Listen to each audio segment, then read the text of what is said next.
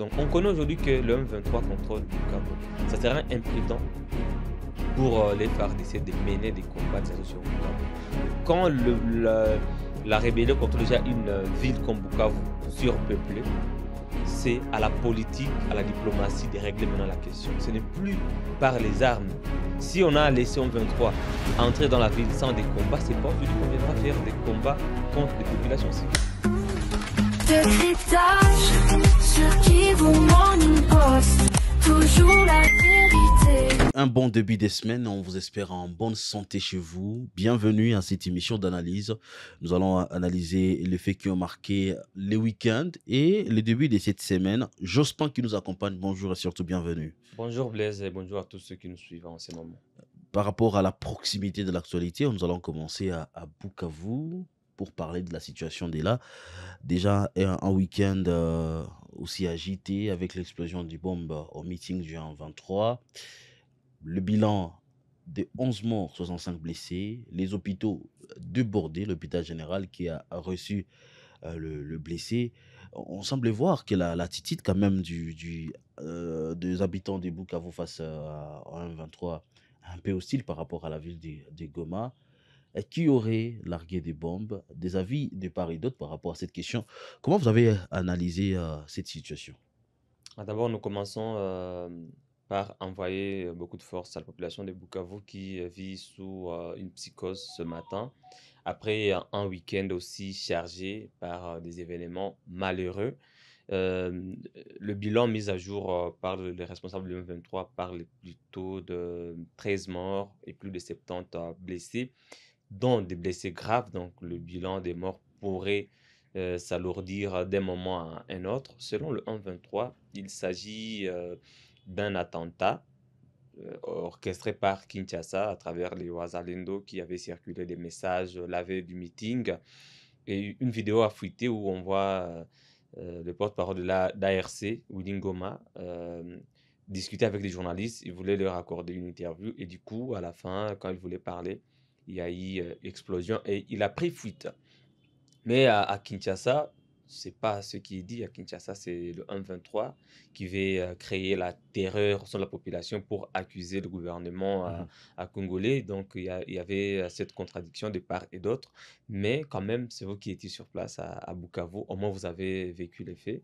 Vous savez nous dire exactement d'où les bombes seraient venues, Blaise. Ce qu'on va condamner ici dans cette émission, parce que nous étions en train de faire ce travail pour Kivu Morning Post, il faut dire que toutes les victimes de cette explosion, d'ailleurs deux bombes qui explosent à la place du 24, ce sont des civils normaux, d'ailleurs des enfants qui venaient, des curieux qui venaient voir le meeting venait de prendre fin.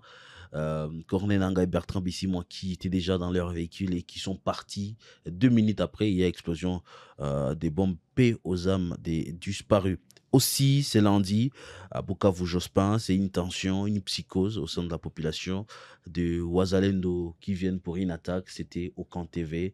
C'est quoi la situation aujourd'hui jusqu'à ce qu'on enregistre cette vidéo? Selon nos sources, nos correspondants sur place, ça c'est depuis hier soir que les Ouattara ont tenté de faire un assaut. Le M23 était déjà en alerte maximale. Les populations ont paniqué. Et ce matin, quelques Ouazalendo ont tenté de faire une incursion sur Bukavu à travers l'entrée de la ville. Des vidéos ont circulé et ont causé beaucoup de panique au sein de la population. Mais jusqu'à présent, il n'y a pas de dégâts signalés côté civil Mhm. ni côté de la rébellion. Il y a en tout cas des véhicules de la FCM23 qui sont déployés presque partout avec des militaires dans la ville de Bukavu en ce moment. Il n'y a pas de transport en commun, sauf quelques courageux motards qui essaient un peu de circuler. Les activités socio-économiques sont paralysées. Beaucoup de panique, on dirait peut-être beaucoup de peur que de mal parce que la population de Bukavu a au moins un cas de jurisprudence. Mhm. Ce qui s'est passé à Goma, quand on apprend qu'il y a des Ouazalendo qui viennent encore faire des combats en pleine ville, ça risque de faire penser à ce qui s'est passé à Goma. Aujourd'hui, on parle de près de 9000 personnes qui Mhm. seraient décédées lors des combats du 27 au 28-29 janvier dans la ville de Goma. personne ne peut souhaiter que cela se répète parce que perdre autant de population dans des combats dans la ville, c'est quand même une imprudence des parts et d'autres.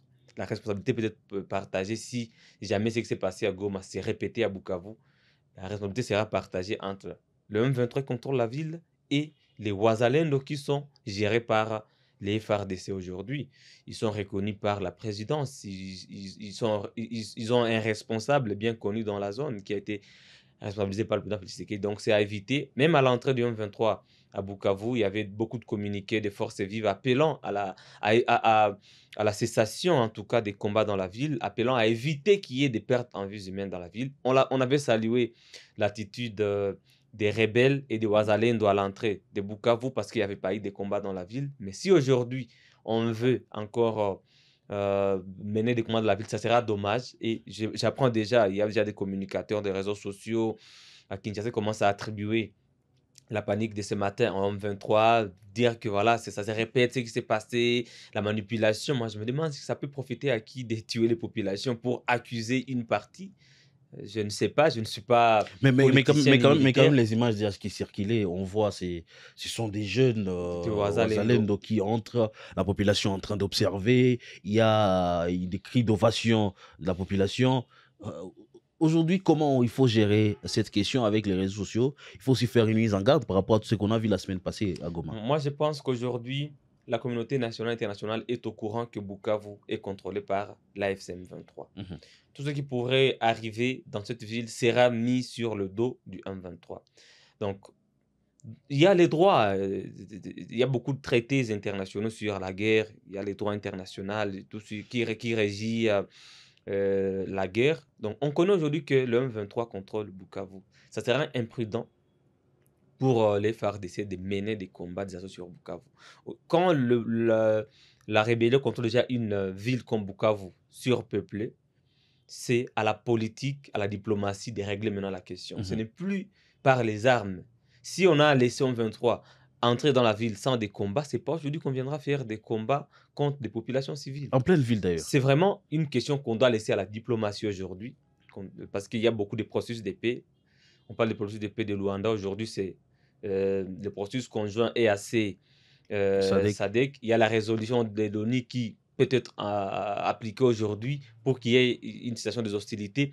Il faut donner la chance à ce processus de paix aujourd'hui. Parce que faire des combats dans la ville, c'est plonger encore l'Est de la RDC dans une situation chaotique, catastrophique, et on doit laisser d'abord à la population du nord, du Kivu en général, pleurer ses morts des Goma, pleurer ses morts des Bukavu la semaine passée. On ne doit pas en rajouter encore une autre situation calamiteuse aujourd'hui. Moi, je pense que la question actuellement est au niveau de la diplomatie et au niveau de la volonté politique des parts et d'autres, et pas encore au niveau des Ouazalènes aujourd'hui, parce qu'ils ont subi des revers à l'entrée de Bukavu. Ce n'est pas en ce moment qu'ils vont revenir pour montrer des biceps, pour livrer la population civile à la rébellion. C'est la population civile qui est en train de payer le prix. Il faut faire attention. Quand c'est déjà une zone occupée par des civils, il faut éviter, en tout cas, de faire des combats, ayant confiance à la politique qui va essayer de résoudre si la question est à la diplomatie. Mais d'un autre côté, à Mahagi, Jospin, l'on signale l'entrée de l'armée ougandaise, bien que le FARDC continue à dire que leur entrée, c'est quand même l'entrée est normale, il n'y a rien à s'inquiéter. Mais la population, quand même, et des sources d'asté civile indiquent que l'armée ougandaise, le UPDF, est entrée officiellement, après d'ailleurs des tweets de commandant de l'armée ougandaise. Voilà, oui, le chef d'état-major général, le fils de Museveni, avait déjà annoncé que toute la zone frontalière entre la RDC et l'Ouganda était sous leur contrôle et que rien ne pouvait s'y passer sans leur accord. Mhm. Nous devons rappeler que c'est depuis fin 2021 que les militaires ougandais de l'UPDF sont entrés officiellement sur le sol congolais dans le cadre d'opérations conjointes FARDC-UPDF visant à neutraliser uniquement les IDF sur le sol congolais. Et Mouozi, le chef d'état-major général de l'UPDF, avait déjà dit clairement la semaine dernière sur son compte X que les militaires ougandais n'étaient pas sur le sol congolais pour combattre le M23. Mhm. Et on sait aujourd'hui que le M23 se rapproche du sud de Lubero. Et Mouozi a encore communiqué pour dire que le M23 ne devrait pas se rapprocher de leur zone d'influence. Donc, C'est une situation qui a plongé beaucoup de Congolais dans des doutes. Est-ce que l'UPDF et le M23 veulent se départager des portions de terre du sol congolais? C'est en tout cas la communication de Mozi qui était floue à ce sujet. Et en parlant de Mahagi, c'est une zone qui était sous contrôle rebelle des Codeco, des miliciens Codeco et Zaïre, et pas de l'ADF. Mhm. C'est là où la population Se pose beaucoup de questions. s'est posé beaucoup de questions et a supposé que l'UPDF voulait peut-être étendre sa zone de contrôle et répondre au message de, de leur chef d'état-major général, qui est le fils de Museveni. En tout cas, il y a le porte-parole de l'armée dans la région, le lieutenant Jules Ngongo, qui a réagi pour couper court à des rumeurs disant que les forces sont là dans le cadre de l'opération conjointe FARDC du UPDF. Mais il y a 2 semaines déjà, des éléments de l'UPDF avaient déjà effectué leur entrée sur la ville de Bunia, toujours dans le même cadre des opérations. Mhm. Maintenant, la question qu'on se pose aujourd'hui, Et est-ce il y que a eu des réunions entre l'UPDF l'UPDF, bien et sûr, l'armée. on a éclairé l'opinion à ce sujet, mais la question que l'opinion nationale continue à se poser, est-ce que les militaires ougandais vont prendre le contrôle de toute la province de l'Ituri? Mhm. Est-ce qu'ils vont aussi entrer en guerre contre la Codeco qui massacre des populations dans Djougou, réclamés par le chef d'état-major de l'Ouganda comme des Ougandaphones? Mhm. Je ne sais pas s'il y a une nuance entre ce que dit moi aussi sur X et la réalité sur le terrain aujourd'hui. C'est cette association-là qui fait beaucoup peur à la population de l'Ituri. Sinon, côté FARDC, ça rassure. On dit que c'est dans le cadre de l'opération conjointe et nous, on s'en tient au fait. Mhm. On s'en tire au fait. Et là, il faut quand même faire cette alerte. Et le gouvernement de Kinshasa devra aussi prendre le courage de communiquer parce qu'on ne doit pas rester en train de se tromper sur ce qui se passe sur terrain. Mais aujourd'hui, le Congo reste avec quoi exactement?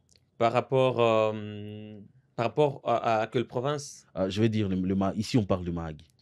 Bon, par rapport à Mahagi, vous savez, il y a Mambasa, il y a Djougou, il y a beaucoup de territoires dans l'Ituri, mais même les territoires occupés, même les zones sous contrôle de l'UPDF, c'est toujours en coalition avec les FARDC. Donc l'armée n'a pas laissé une zone spécialement à Mhm. l'UPDF. C'est toujours des opérations conjointes. Malheureusement, il y a moins de communication à ce sujet. C'est ce qui est peut-être déplorable par les forces vives de l'Ituri, Mhm. que nous sommes en train de relayer ici. Quand c'est un massacre commis sur une zone contrôlée par le M23, il y a un briefing de presse, il y a un communiqué des FARDC, il y a une réaction de la présidence, de la première ministre, de la ministre des Affaires étrangères. Mais quand on tue 56 personnes, 80 dans Djougou, il n'y a pas beaucoup de communication. Quand il y a une entrée des militaires ougandais sur le sol congolais, l'armée congolaise ne communique pas officiellement par le général-major Sylvain Ekenge. C'est plutôt Jules Ngongo qui communique. Et les forces vives, la société civile de l'Ituri pensent que la question de l'Ituri est un peu délaissée parce qu'il n'y a pas une mainmise du Rwanda, parce que le Rwanda n'est pas accusé là-dessus. C'est plutôt l'Ouganda, et l'Ouganda aujourd'hui est en parfaite collaboration sur le plan militaire avec les FARDC. On s'est dit là, on délaisse cette question. C'est ce qui donne beaucoup d'inquiétude au sein de la population là-bas. Il n'y a pas beaucoup de communication. Sinon, il n'y a pas une zone contrôlée exclusivement par l'UPDF. C'est plutôt dans le cadre de l'opération conjointe FARDC-UPDF. Malheureusement, il y a une communication parallèle de l'Ouganda à travers son chef d'état-major général, Mozi, qui, dans sa communication, laisse entendre implicitement qu'il y a une zone d'influence de l'Ouganda sur le sol congolais. C'est ce qui explique la présence des militaires ougandais sur le sol congolais. Donc on se demande, pose la question maintenant de savoir, est-ce qu'à un moment donné, l'armée soudanaise aussi ne viendra pas sur le sol congolais pour protéger aussi sa frontière?